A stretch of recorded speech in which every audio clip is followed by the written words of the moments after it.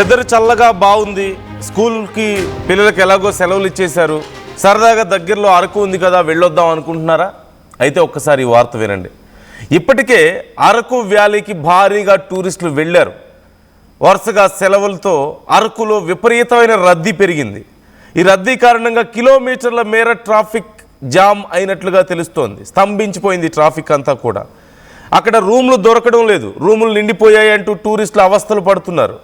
ఈ రష్ నేపథ్యంలో అక్కడ రూమ్స్కి ఇతర సర్వీసెస్కి భారీగా ధరలు కూడా పెంచేశారంటూ తెలుస్తోంది. ఇవన్నీ ఒక ఎత్తు అయితే, మరోవైపు సహజంగానే అది చాలా చల్లగా ఉండేటువంటి ప్రాంతం, కొండ ప్రాంతం. ఇప్పుడు అరకులో ఉష్ణోగ్రతలు దారుణంగా పడిపోయాయి. సింగిల్ డిజిట్ టెంపరేచర్ అక్కడ నమోదవుతుంది. దీంతో అక్కడికి వెళ్ళిన కొంత వయసు పైబడిన వాళ్ళు కానీ చిన్నపిల్లలు కానీ చాలా ఇబ్బందులు పడుతున్నట్లుగా తెలుస్తోంది. సో ఇవన్నీ ఒకసారి ఆలోచించి మీరు కూడా అరకుకు వెళ్ళాలనుకుంటే వెళ్ళండి. హాలిడేస్ టైం అవ్వడం, అందులోనూ మంచి సీనరీస్ ఉంటాయి. అరకు అంటే చాలా అందంగా ఉంటుంది ప్రాంతం అంతా, మంచి సీనరీస్ ఉంటాయి, కొండలు, అక్కడ అడవులు, ఆ టీ తోటలు అంతా చాలా బాగుంటుంది.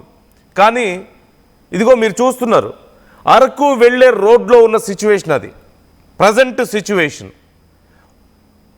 పబ్లిక్ ప్రైవేట్ ట్రాన్స్పోర్టేషన్ అంతా ఎక్కడ చూసినా ఆ రోడ్ అంతా బ్లాక్ అయిపోయింది. దారి పొడవునా కార్లే కనిపిస్తున్నాయి మీకు. మరోవైపు అరకులో ఎక్కడ రూమ్స్ దొరకడం లేదు ఉండడానికి.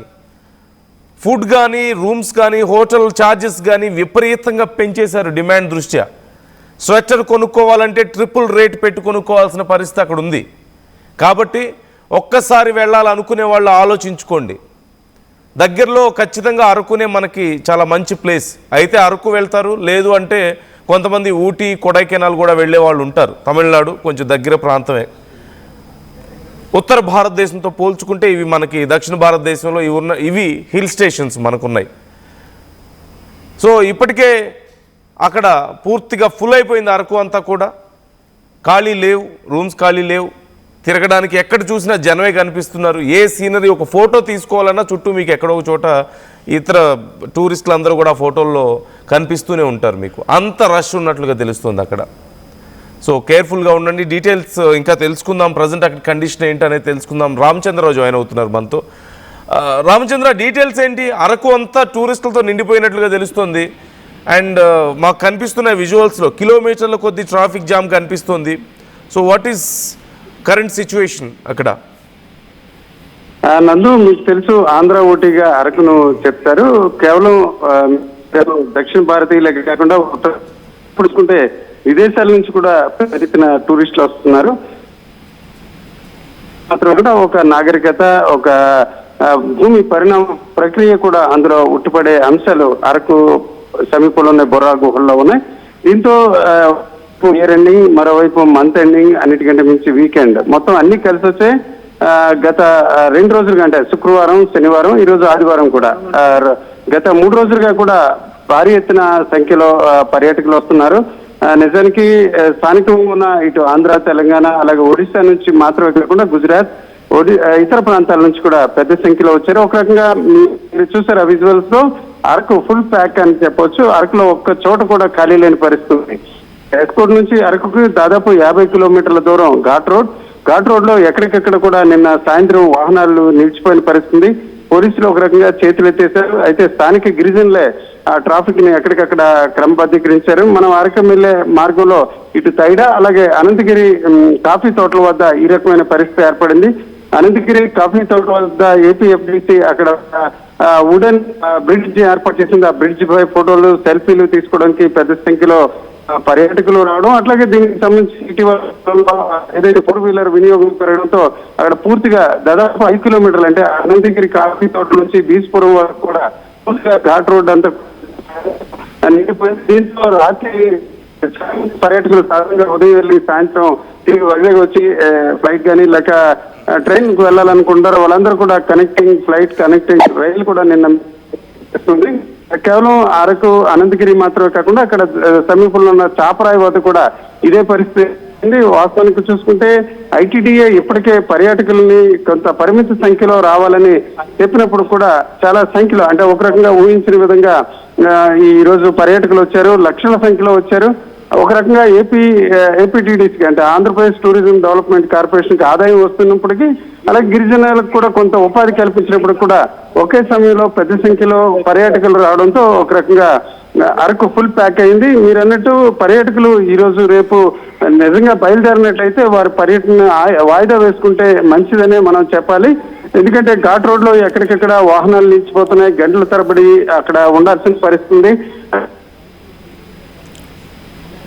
మంచినీరు ఇట్లాంటి సదుపాయాలు కల్పించలేదు. అంటే నిజానికి అంత అవసరం లేదు. ప్రస్తుతానికి ఈ ట్రాఫిక్ జామ్ వలన 4-5 గంటల పాటు ఆ వాహనాల్లో ఉండిపోవడం వల్ల కొంత ఇబ్బందికరమైన పరిస్థితి. నిన్న రాత్రి చూసుకుంటే గదులు లేక ఎక్కడికక్కడ పర్యాటకులు ఇటు రైల్వే స్టేషన్ లోని, బస్ స్టాండ్ లోని, ఎక్కడికక్కడ తోటల్లో కూడా కొందరు ఉండిపోయారు. ఇది ఒక రకంగా అరకు పరిస్థితి నందు. అయితే మరోవైపు చూసుకుంటే ఎక్కడైనా కూడా పరిస్థితి డిమాండ్ బట్టి కూడా దోపిడీ చేసే వ్యవస్థ వస్తుంది.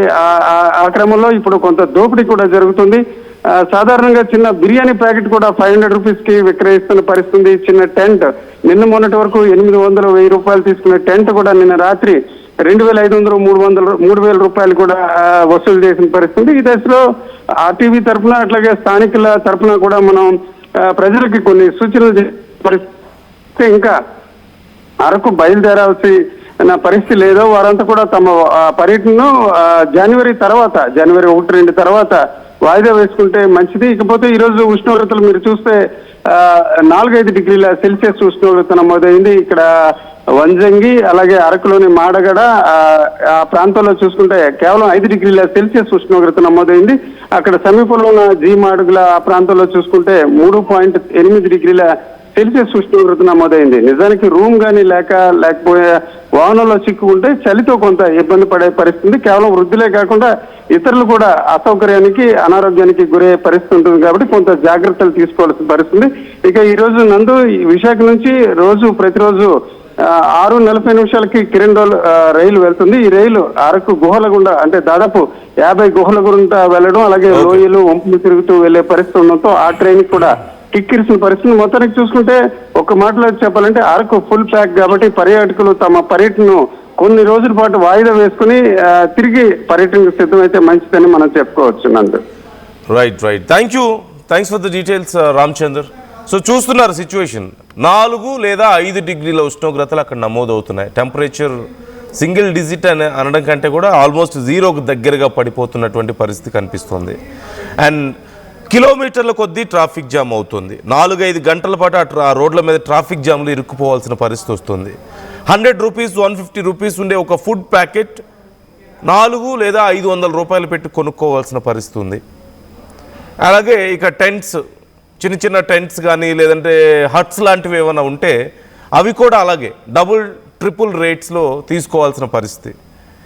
ఇక ఇదే అదనుగా అక్కడ ఉన్న వ్యాపారులు కూడా ఫుడ్ కానీ లేదంటే స్వెటర్స్ అమ్మేవాళ్ళు ఇవి కూడా చాలా ఎక్కువ కాస్ట్ చెప్తున్నట్లుగా తెలుస్తుంది. తప్పదు, చలి చాలా ఎక్కువగా ఉంది. 4-5 డిగ్రీలు అంటే తప్పనిసరి పరిస్థితుల్లో ఇక స్వెటర్స్కి, ఈ రగ్స్కి విపరీతమైనటువంటి డిమాండ్ ఉంటుంది.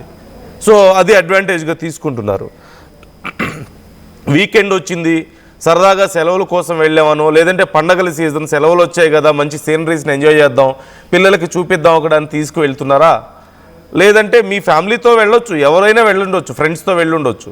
బట్ మీరు అక్కడ నిలువు దోపిడీకి గురవుతారు, నానా ఇబ్బందులు పడతారు, ట్రాఫిక్లో ఇబ్బంది పడతారు, ప్రాపర్ షెల్టర్ దొరకడం కష్టం అవుతుంది. అంతా తిరిగిన తర్వాత సరదాగా ఎంజాయ్ చేద్దామంటే అంతంత ఖర్చులు పెడితే మీరు వేసుకున్న బడ్జెట్కి ఎలాగో 2-3 టైమ్స్ ఎక్స్ట్రా అవుతుంది. So be careful. మీరు ఒకవేళ ఏదైనా ప్లాన్ చేసుకునేలా అయితే ఆ ఏరియాల సిచ్యువేషన్స్ని ముందే కేర్ఫుల్గా చూసుకొని వెళ్ళండి. అండ్ ఈ అంశాలకు అక్కడ ఉన్న సిచ్యువేషన్స్కి సంబంధించి ఇంకా డీటెయిల్స్ అందిస్తూ ఉంటుంది ఆర్టీవీ మీకు ఎప్పటికప్పుడు.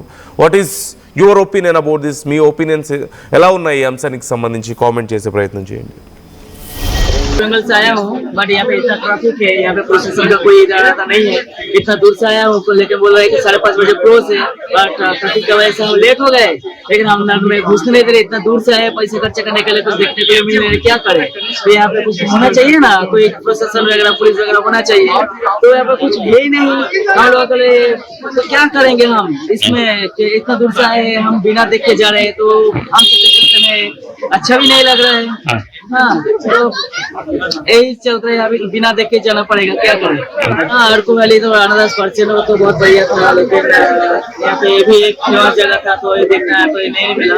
फिर भी अच्छा लगा, ये प्लेस भी अच्छा लगा, नेचर यहाँ का हिल एंड विंटर सीजन में तो और भी अच्छा लगता है। तो सब कुछ ऑल ऑफ राइट, सब कुछ बहुत अच्छा है। 17 మంది వచ్చాం కారులోనే, 7 సీటర్ కార్ మీద వైజాగ్ గీతం కూడా చూద్దాం.